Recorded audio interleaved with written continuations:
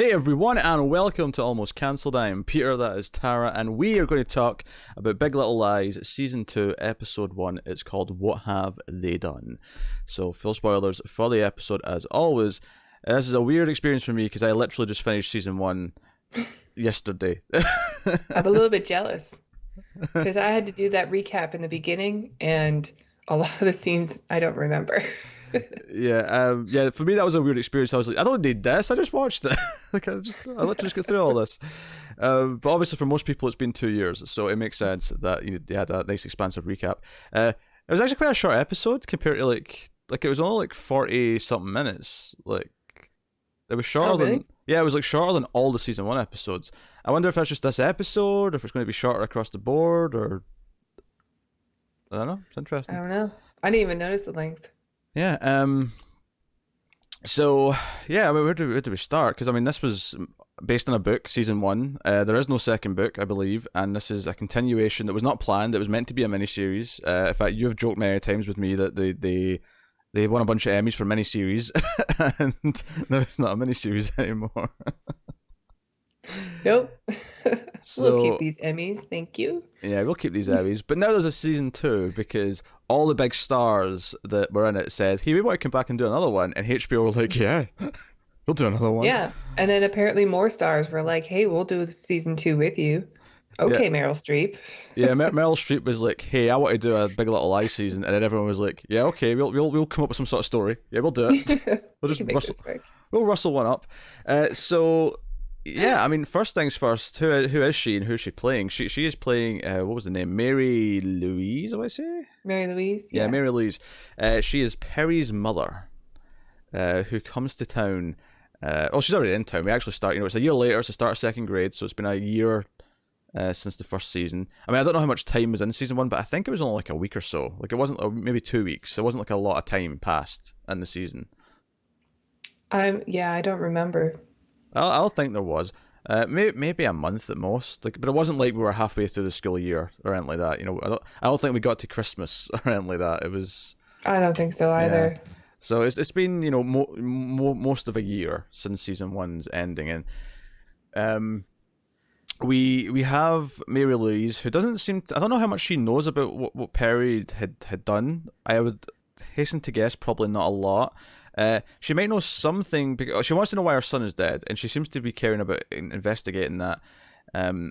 But because he tripped and fell, and because it's on the record that he was attacking them, I assume she at least knows some of that. Like, right? I mean, you would expect so. I don't know. You see her with her grandkids when they're fighting in the car, and she seems to put an end to it pretty quickly. So maybe she just thinks that's how boys are, like if it's something that's been passed on through his genes or whatever, then his kids also have more aggression. Like maybe that's all she knows.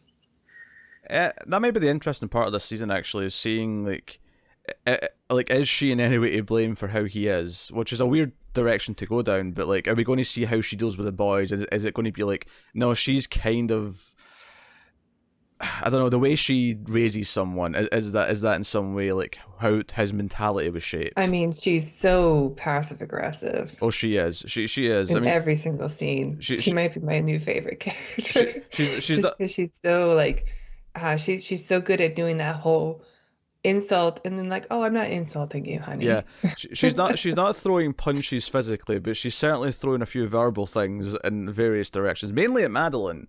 Throughout this episode. Yeah, there's some good scenes.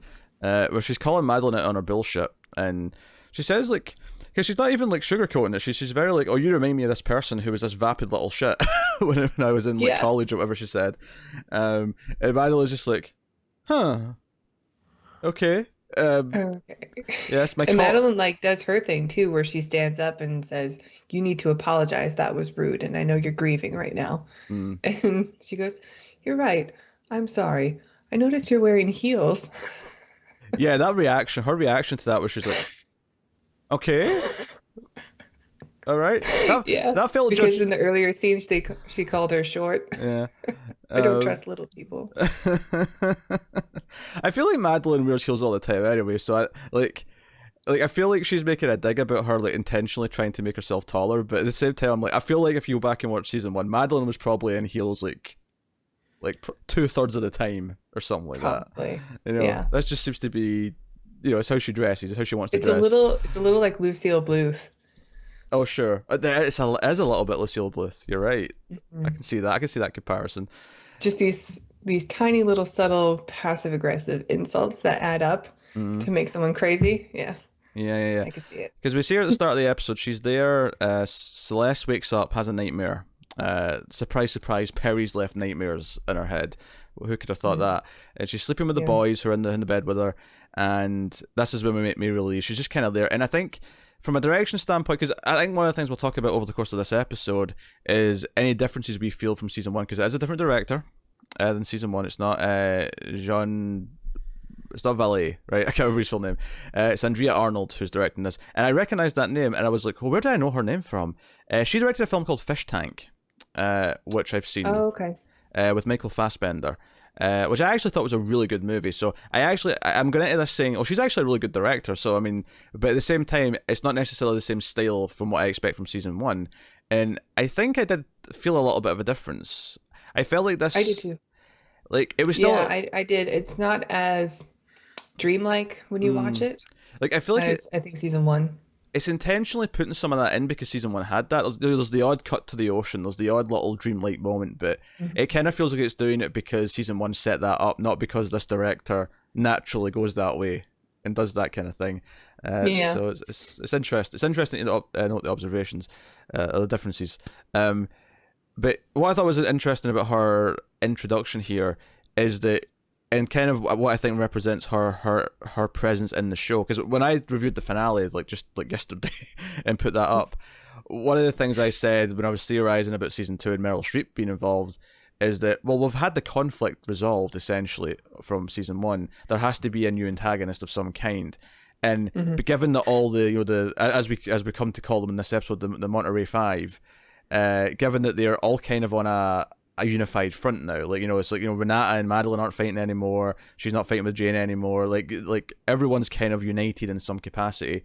We have to have someone who's a wrench in the works, and I felt like it's probably going to be Meryl Streep.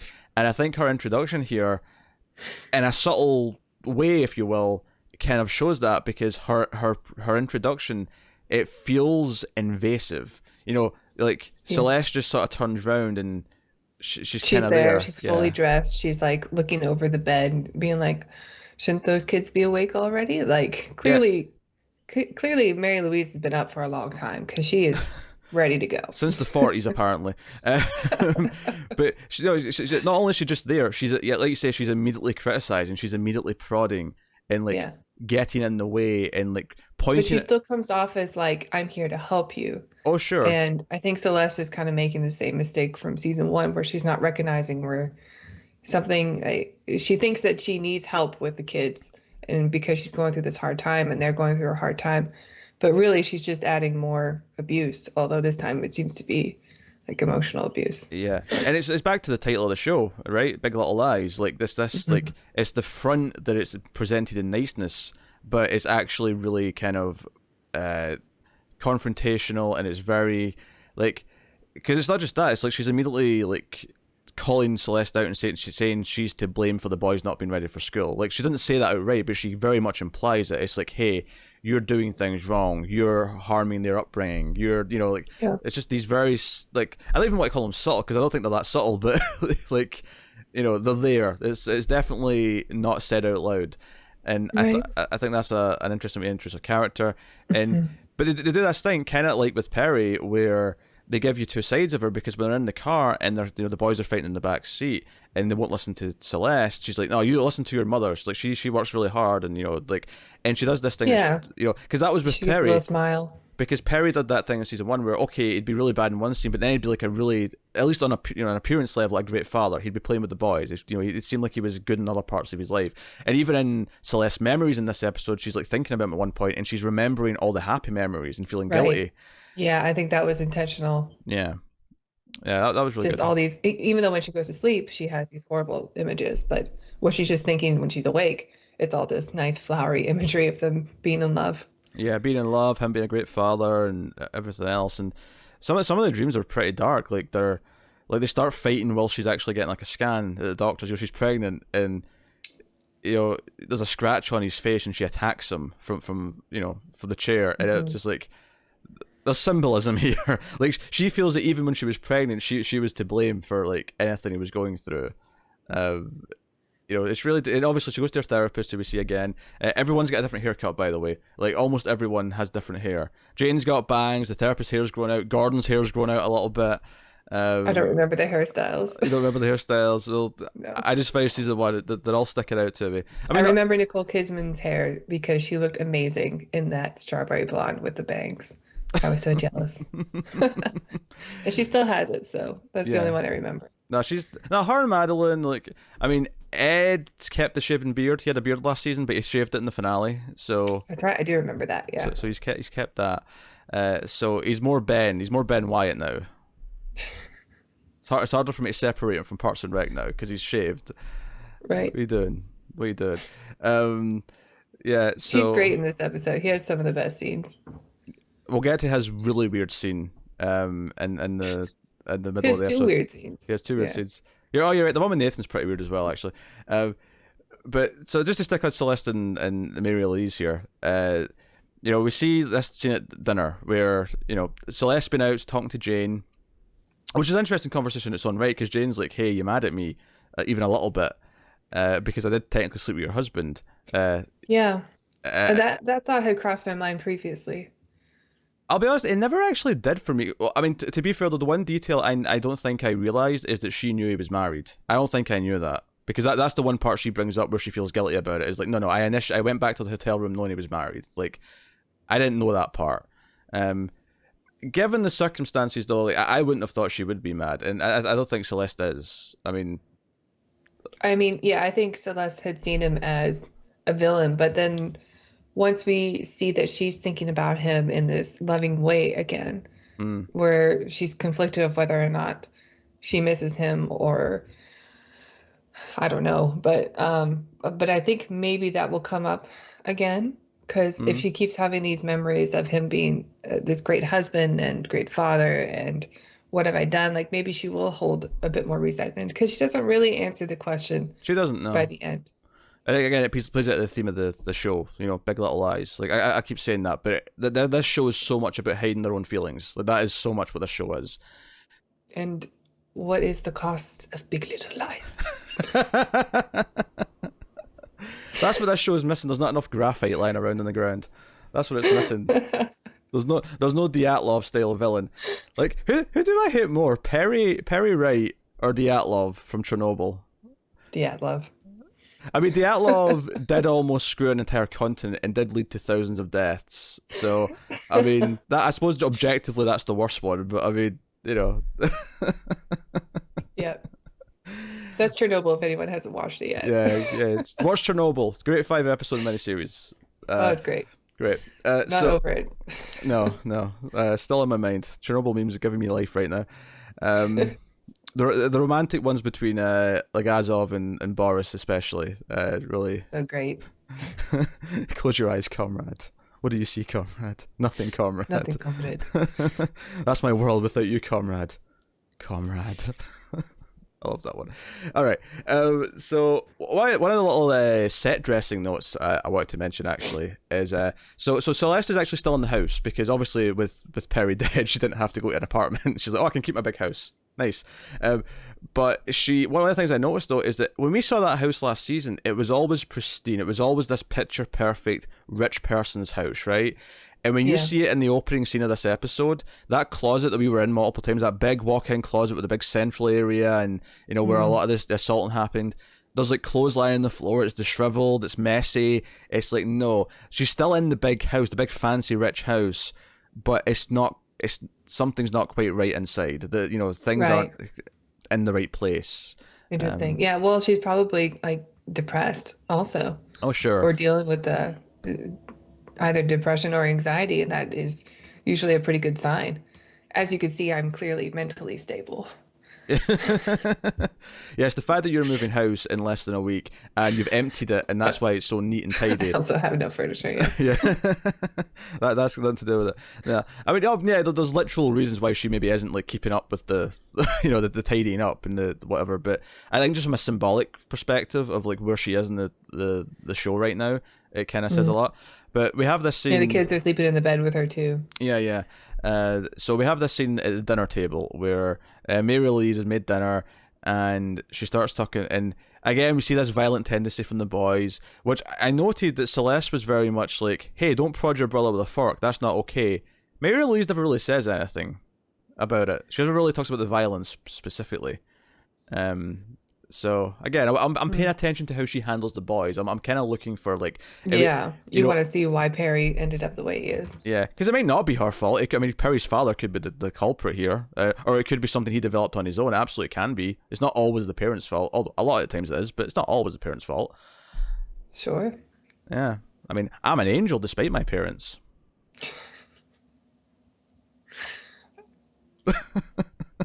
Just throwing them under the bus. I'm just working with what I know from you, so yeah, that's why I'm laughing. What are you implying?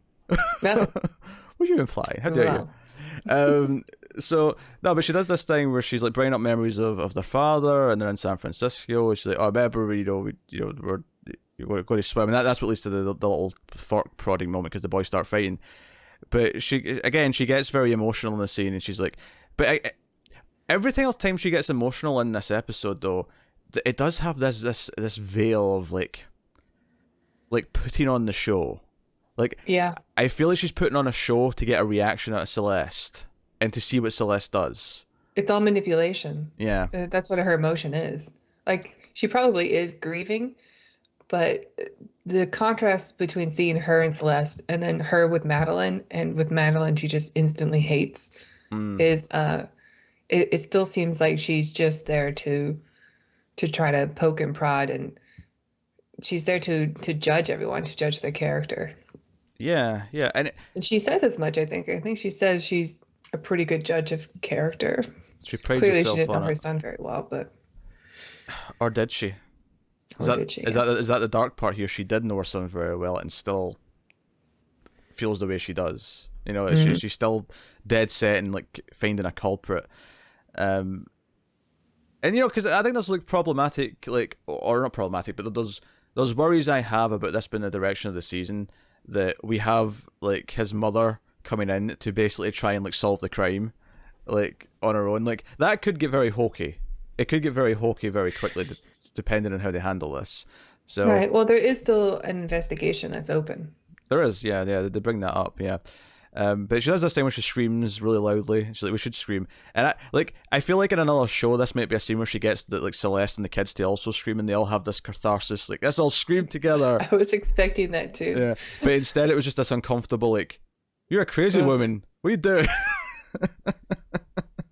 Yeah, because she's so calm and so soft spoken, and then she lets out this like blood curdling scream. Yeah, for a long time too. Yeah. And the episode ends, she has another, Celeste has another nightmare, and she wakes up, it's just some of the violent assaults that we've seen from last season, and in fact, I think the specific nightmare at the end is the lineup scene. Like they have like this, obviously this didn't really happen, but they have like the five come out up in the lineup in the police station, and Perry like walks out the shadows to like point at his killer. And right. I think it's, again, going back to the idea that Celeste has guilt, which the therapist points out, is that even though Bonnie's the one who actually pushed him, she's the one who feels responsible. That she's the one who feels like, if I didn't leave him on that day, right? Were you supposed to know he was going to try and kill you? Like, were you supposed to like know that the circumstances would be what they were? But she wakes up, and again, Mary Louise is right there. And she's like, "Oh, it's okay, dear. It's okay, dear. You're having a nightmare." So what was that about rape? No, the first one was about rape. The first one was about rape. The second one was about killing somebody. You're right. Because the final line of the episode before it cuts to credits really harshly is, "So who are we planning on killing?" Right. Because apparently she talks during her nightmares. Yeah, and again, it's like, it's very sweet for a minute. She's just there to help her because she's like worried about her, and then it turns and it's like she's interrogated her. She's like, "Who are we planning on killing? Yeah. Like, what's happening here? Does she actually suspect her daughter-in-law? Is that a thing? So it's funny. I think I like this plot more that we're talking about it now. I wasn't sure how I felt about it as I was watching the episode. I'm into it. It took me a minute to get into the show. I think much like the first season, I think the core characters and actors are just out of this world phenomenal. They're so good. And the characters are so interesting. But a lot of the side characters are kind of not very good. Like the principal really kind of took me out. The whole like assembly scene where everyone has to sing a song about otters. They all seem like they're from a different show. Yeah, I can see what you mean. I found that in season 1 too, when they had like the interrogation scenes with all the like the it's like glorified extras of the show. Yeah, teachers and parents. Yeah, it feels like they're gone. Very good either. Yeah, it feels like they're gone though, because there wasn't any of that in this episode. No, just the principal. Yeah, just the principal, the school stuff, and him and Madeline kind of like laying down the battle lines before the school starts. Not enough Chloe. I did like the way Madeline talked to him though. She was great. Oh sure. Not enough Chloe though. I miss Madeline. That's my complaint. Not enough Chloe. There's like one Chloe scene the whole episode. Damn it. She plays a great song and then leaves. Yeah, and she leaves. Yep. She has to go network. She has to go network, of course. So yeah, Madeline has a job. She's doing real estate. Not very good. Well, though, I will say, because she's on the phone at one point, that she has like clients who are like, "Hey, can you get off the phone? Can you like do your job?" Well, she says that it's Monterey. The houses sell themselves. She just shows up and takes credit for them. Yeah. I mean, most of her stuff this episode is really obviously between two things. It's one sort of dealing with Mary Louise, which we've kind of talked about, and then the other thing is dealing with Abby and Abby not wanting to go to college. Which actually led to one of my favourite cuts in the episode. Is basically after Abby said, "I don't want to go to college," because the guy's there to talk about college, and she's like, "I don't want to go to college. It's not for me. Like, the world's dying. I want to do other things that feel more important." And she storms out. Afterwards, Madeline and Nathan are outside. And Nathan, to be fair, I sometimes feel sorry for Nathan. He's a bit of a dick sometimes, but he mostly tries to keep his cool and just tries to be sensible in a scene. And Madeline gets really kind of like, why are you not freaking out? He's probably like the chillest guy in the show. Yeah. Well, I don't know. All the husbands are pretty chill. Yeah. Which I think is actually one of the kind of flaws almost, is that they're almost chill to a fault, where they don't really pay attention to what's going on. Well, yeah. And we may see some of the consequences of that, because we see Renata's husband like just getting drunk in his train room. Yeah, he's got model trains and he's got toys up on the wall, which I never. Well, she does her own thing. I never expected that from Gordon. I have to say, Gordon never gave me that vibe in season 1 that he had a model train guy. Yeah, news to me. Speaking of. Yeah, speaking of, there's a train. So no, my favorite cut though is they're outside and she gets really agitated and she shoves him at one point. She shoves Nathan and he's like, "You just hit me." It's like, yeah. And she says, "Shut up," or something like that. And it cuts to like a Celeste scene, and it's this really stark contrast of like, that wasn't a hit, Nathan. Like, that was a stupid shove that like no one's ever going to talk about. It was a contrast of them having this frivolous fight, but it's almost like a healthy fight in a weird way, because it's like, they're getting loud, and they're she shoves them a little bit, but it's like there's never even a hint of like this could actually go dark. This could actually lead to like a you don't get the idea that Madeline is a violent person. Yeah, or that Nathan would be violent in return. There's never that feeling from either of them. But he kind of goes, "You just hit me," as if he wants to make like some sort of point. Like, you're being an abuser right now. Like, yeah. But it cuts to Celeste, and it's this really it's like the harsh reality sets in. No, this is what abuse is. This is what abuse leads to. This is what this world is. And I like that cut. But she speaks to Abby later on, and she tries to talk to her, but she's like, "No, I've got a placement at a startup. We're going to do.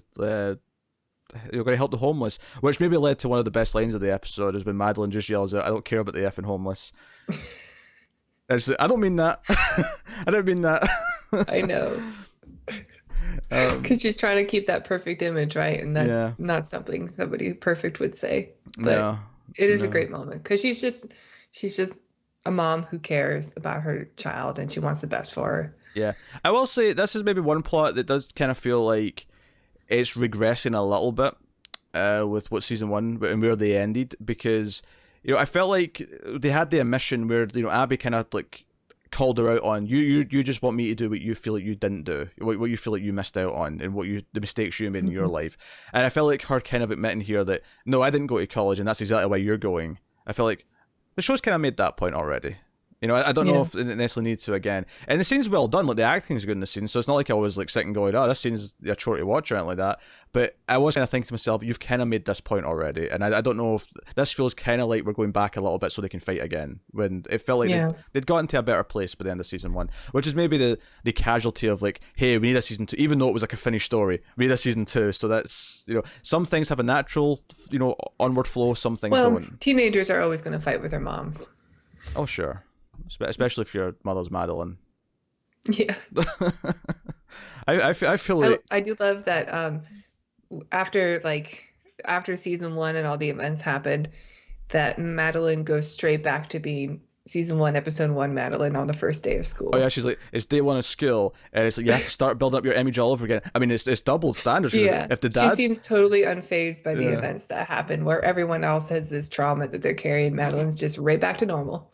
Yeah, like, oh, if the dads show up, it's like, oh, the dad's involved. He's a great dad. But no, the mums have to like start building up this facade all over again. I mean, these perfect mums who bake cakes and go to functions and help with shit. Yeah.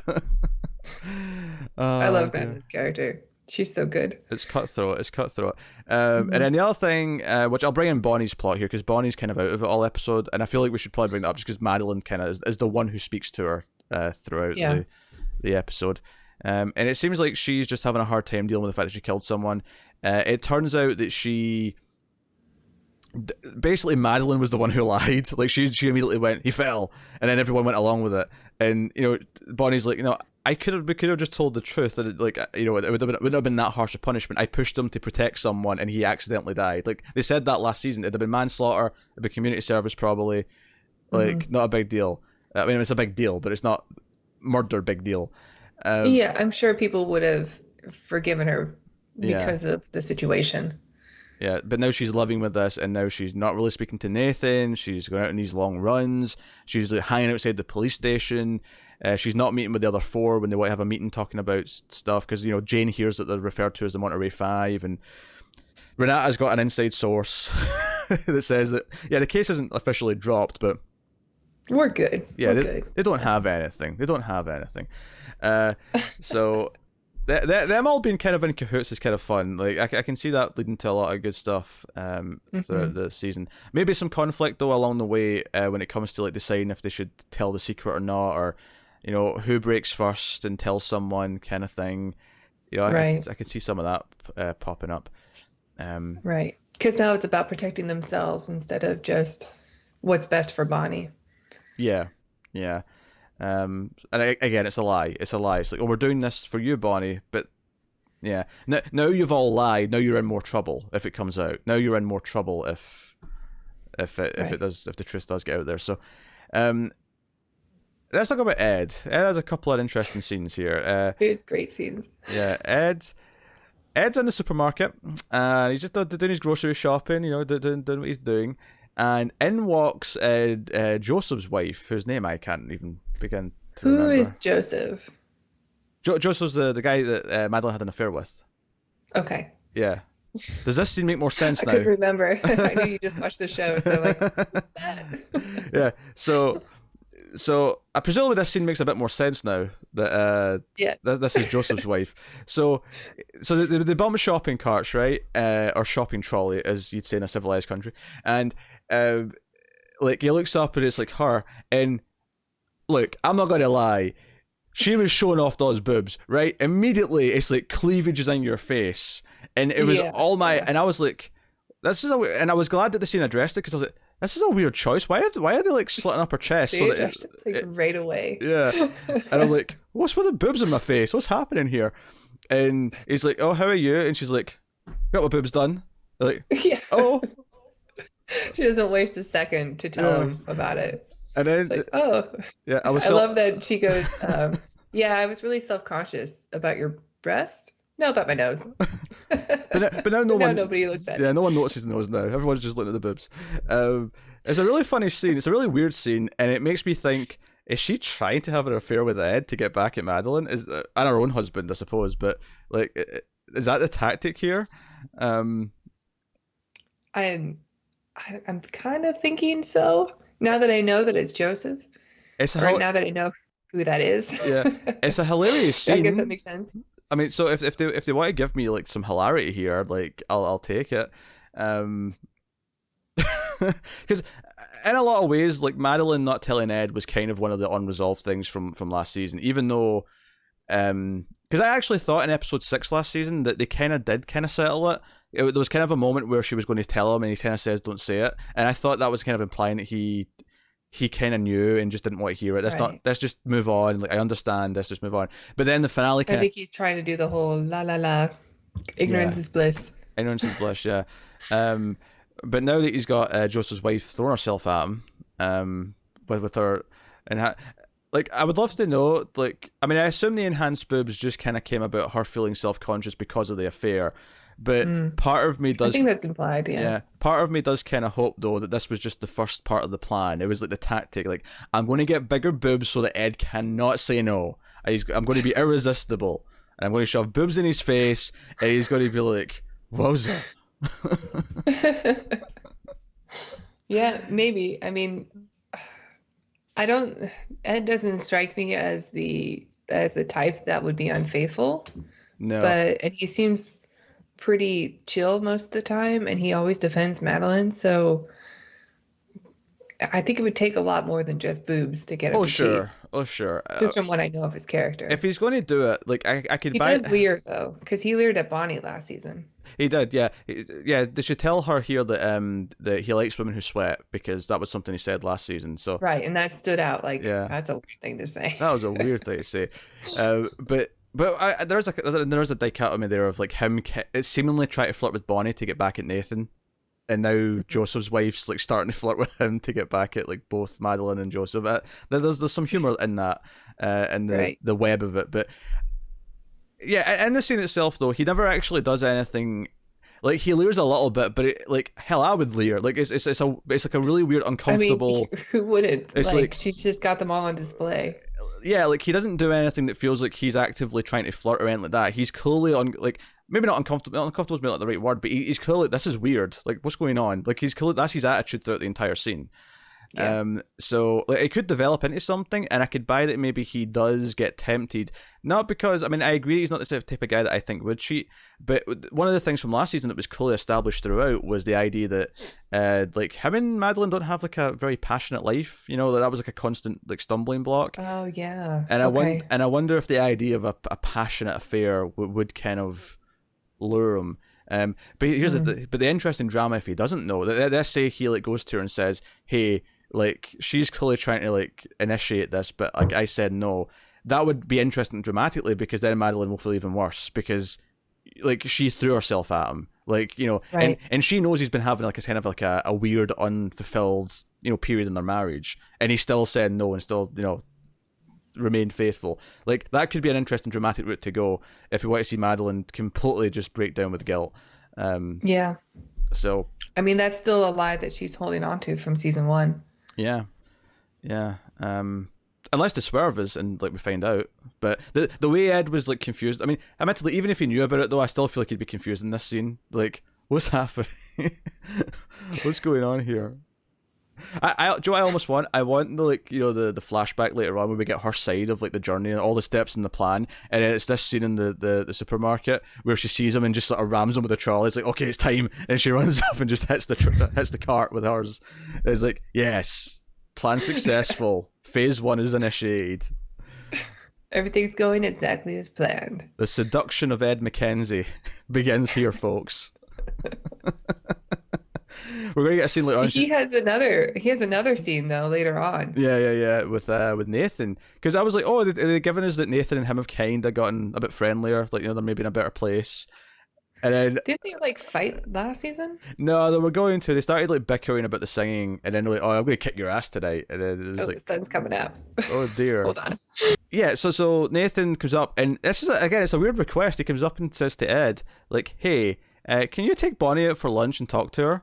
And I'm like, "What, Nathan? You're asking your ex-wife's husband to go on a lunch date with your current wife because you can't communicate with her? Do you not?" I thought it was really, really strange, like a strange request, but at the same time, like it's Ed calls him out on it, like exactly what you said. Oh, sure, It absolutely. was going through my mind too. Like, why would you go to your ex-wife's husband? Yeah, it's so weird. But he's like, "No, you're good at communicating, and you get through to Madeline in a way that I never did. So, would you like to do this?" And Ed just kind of points out the absurdity of this, and he gets like, "Oh, you're such a smug prick," kind of thing. He gets really angry at him, and like this, Yeah. much like the other scene with the flirting, I was kind of like, I'm kind of in Ed's shoes here. Like he's being honest. This is What the hell's a going on with everybody? this is a weird request. Ed's the one like he's the straight man in all this. He's the straight. He's the Michael Bluth, surrounded by. Yeah. If we're going back to Although I kind of feel bad for Bonnie's husband. I don't remember his name. Nathan. Nathan, right? I do feel bad for Nathan because he's clearly like trying everything. Oh sure, yeah. Like, why not? And he's gone to Ed before in season 1 because I remember they had a conversation about Madeline, and he was saying like, "Can you talk to her? Do you know what's going on? Can you explain this to me?" And then Ed immediately was against him and like, "No, fuck you. Yeah. Like, we're not friends." And then he's doing it again this season. I kind of feel bad for Nathan though, because he is trying to reach out Oh yeah. Like I think in a way, and then immediately gets shut down to be again. f- He's like, "No, fuck you. to- You're being a dick." to be fair to Ed though, I don't think Ed's actually that bad in this scene. Like compare it to that season 1 scene where he basically says he wants to pick a fight. This one's like he is just kind of honest. This is a weird request. Yeah. And just because he's got a smirk in his face, like Nathan just like kind of flies out. "Oh, you're such a smug prick," and he just kind of walks off. No, I think there's an interesting thing with the men in this show, but other than Perry, obviously, who's like a complete monster, right? Yeah. Who's just like the worst of the worst. He's an outlier. They do a good job of making all the husbands kind of likable most of the time, but they all have kind of like, yeah, sometimes they get immature and like do this like dick measuring thing that, like, Right. you know, where they and it becomes this like bickering, but it's like in contrast to Perry, where like it's mostly kind of harmless. You know, it's just them kind of like, because even Gordon in the season finale last year when he had to commit to Jay's like, "I'll get a restraining order on you if you," because I thought up until that point I thought Gordon was the most level-headed one, and then he had to come in and posture and be like, "Jane, you come after my wife, I'll come after you," and then he gets all defensive, and I'm like, "Shut up, Gordon!" Like making an ass of yourself. Your trains. Yeah, go back to your choo-choos. Go back to Thomas the Tank Engine. But yeah, it was an interesting scene though. I'm into it. And you know, for all my reservations about maybe like them struggling to continue the plot, and I'm still a little, you know, I've got some reservations still about the season going forward, about like, can they actually have the same kind of momentum that season 1 had, because season 1 was such a tightly paced and tightly like packed show in terms of themes and what it was doing with the characters. But at the same time, we're almost at 40 minutes now of talking about this, and it's not been a struggle at all. The characters have so much going on. There's still a lot in it. I think these characters are just so rich. They're probably pretty easy to write. Yeah, writing this show is easy. Yeah. Writers shouldn't even be paid. It's just a breeze. Well, I mean, like, because they're so well written and like fleshed out and well acted, and who knows? It probably is an easy thing to write for them. Like the mystery, sure, but where do you go from here? You have a whole season of setup for them. Yeah. I'm not saying that the writers are lazy. I'm saying the writing is good. Sounded like it a little bit. No, I get what you're saying. You think it's maybe effortless, like they're so in the characters' heads that it's effortless to like, okay, what would Renata say in this scene? Renata's only thing. We know so much from them from the 7 episodes that we got. Like, yeah, sure, they don't have another story, but I think finding a story to tell about these characters that are so fleshed out and so well acted probably is easier than maybe we thought. Yeah, Renata's only thing in this episode really, other than when she shares scenes with the other ladies. She has a scene with the new teacher, and she's like, my daughter's special. She's really smart. Give her special treatment. Also, she was bullied last year, so let's not let that happen again. And then I love the symbolism of her running into the marching band, and instead of like going to the side or like she walks through them, she like cuts her way through the marching band.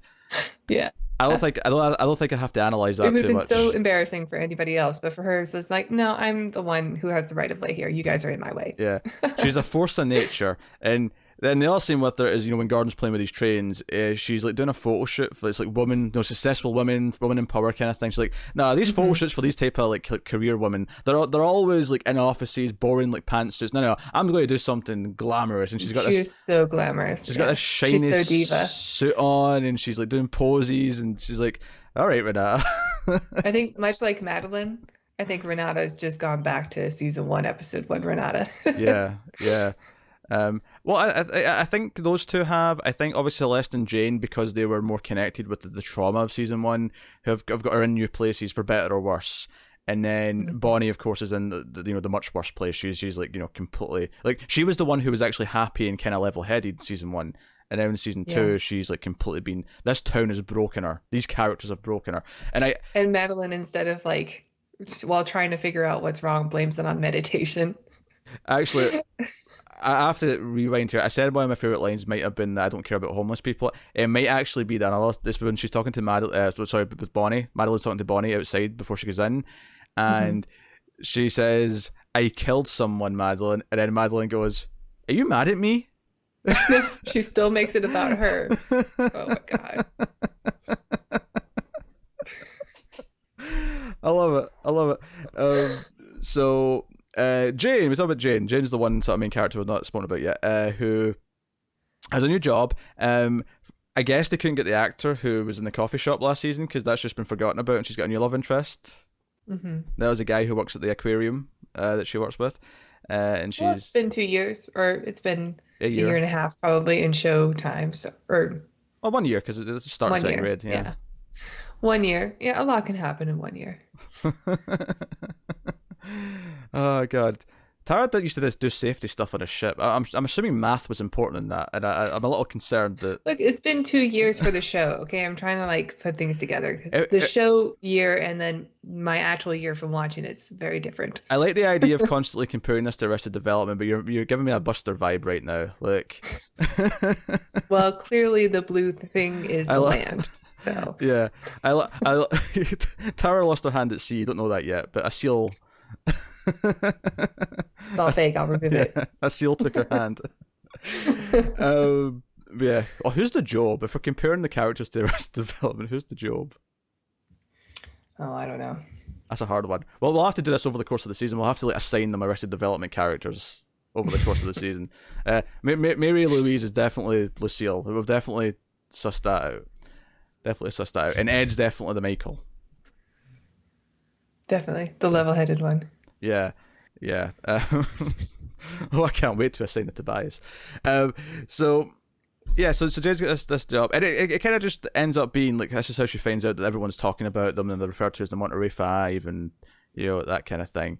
But we see that, like, I think one of the things I wanted to point out though is the contrast of her like with the headphones in on the beach. Instead of just running kind of angrily as she's listening to music, she's like flaying about and dancing and doing like, and it does that thing. She's just letting loose. Yeah, and she gets caught and she takes her headphones out. It's like, oh yeah, that must have looked really silly. And like, yeah, it did. Which, by the way, on this topic, I thoroughly recommend this. Google or go to YouTube and search for the scene from Spider-Man 3 where, he's dancing through the street, after he's got the black suit on and like the symbiote's kind of taking over. Right? There's a version of that scene on YouTube with the music taken away, as if it would, because like obviously because it's all just music playing in the soundtrack, right? So what it looks like when he's just walking through the street dancing like that, it is insane. It makes it. I mean, it's already a cringe fest watching it with the music. I don't know if I could handle that. It makes it like so much better. It's like such a funny scene without the music playing. Like it's just people watching him on the street as he's going like this and like, he's like dancing, and like it's so awkward. It's great. Yeah, and that was pretty much Jane's stuff. I mean, we know she's not cashing checks because Celeste has been given basically like child support for Ziggy, which I don't think necessarily she would illegally had to have done, but like she's obviously doing it because she wants to. She's like, no, like Ziggy's, his Perry's responsibility. So, so they do all feel like they're more united. Certainly, I feel like we're getting more scenes of just Jane and Celeste like having a scene together, or Renata and Jane having a scene together, or like I feel like any pair of them could like be together now and it would be okay. Mm-hmm. Bonnie, of course, is the one who's feeling the separate because of the guilt that's weighing her down, and everyone else has just kind of moved on. I mean, Celeste has not moved on, but that was a poor choice of words. But like they're in different places. No, I get it. Yeah. So, I mean, that was pretty much it, right? Have I missed anything? I don't think so. I don't think so. I'll mention there was a slightly new version of the theme song in the opening credits. There's a slightly different mix of it, but it was nice to hear it again. And It's a good song. Yeah, a lot of the same shots of the town and stuff, but new shots of the kids in the middle, and then new shots at the end of the parents. Which notably, again, going with the idea that they're united now, is that instead of seeing them one by one walk towards the camera, because the kids still do that, but the parents now, the five mothers all just walk in a line in unison on the beach. So again, very symbolic. Yeah. So that's episode 1 of Big Little Lies season 2. Yeah, I'm into it. Yeah, I'm looking forward to it. I was very confused on what season 2 would be, but I like the setup. Yeah, so we'll see how it goes. Worth mentioning, Tara will not be on the episode 2 review. I'll do next week's solo, and then Tara will be back for episode 3, again, because the aforementioned house moving is happening. I promise I'll still watch episode 2. Well, that would be a very awkward conversation in episode 3 if you're like, what happened in episode 2? What, who? All right, give me the recap. So Perry's ghost came back from the dead and started haunting people. Yeah, that's what happened. I wonder if they addressed, like, did they tell Ziggy and Max and that they're brothers at any point in the season? They're like, hey, you're related. Oh, yeah. I don't know. They don't really focus too much on the kids. Nah, not in this episode. Maybe that'll come in a little bit more as the season goes on. Yeah, maybe. So IMDb has 7 episodes again, so same as season 1, unless IMDb's wrong, which it could be. It has been before. But we'll see. So that is Big Little Lies season 2, episode 1. Let us know what you thought of the episode in the comments below. Like and subscribe, all that kind of stuff. Get us on the Twitters at @mailed_fuzz for channel updates. And yeah, Tara can do the plugging, the Patreon plugging. Go on. You know what? You always make me do this. I know. Well, if you like our reviews, like what we do, you can go to our Patreon. It's patreon.com/MildFuzzTV. You can donate as low as $1 per month, and that dollar gets you bonus episodes of other shows we do. One of them being The Ace. It's an atomic cinema experiment. I'm distracted by a kitty cat. It's our science fiction movie podcast. There's also Screams After Midnight, which Peter does with Tim. It's a horror movie podcast, so check it out. Oh, sorry. Giving the cat some love. Yeah, I even did some plugging for other shows there. Very good. I'll also just add on to the plugging. We mentioned Chernobyl. We did review that. Me and Connor did episode 1 and 2. Connor wasn't really into it. Tara subbed in for the last 3 episodes. And we had a really great time talking about that. So, another HBO show. Go back and check that out. In terms of other TV stuff, Handmaid's Tale Season 3 just started. Me and Connor are reviewing that. Check that out. And then coming up this week, Too Old to Die Young from Amazon starting on Amazon Prime on Friday. Me and Connor will be reviewing that. So a lot of TV content being reviewed right now on the channel and the various audio feeds. There's 2 review audio feeds if you listen to this in the podcast feed. This one's on the Mail Fuzz Almost Cancelled TV Reviews audio feed, and then there's also the Netflix Original Reviews audio feed. Go to the Patreon page at the top. There's a list of all the audio feeds, all the shows we do, and you can find them really easily, or searching a podcast app of choice. There you go. That is us. So thank you once again for watching or listening. We always appreciate it. Keep watching TV, guys. Have you got any vanilla?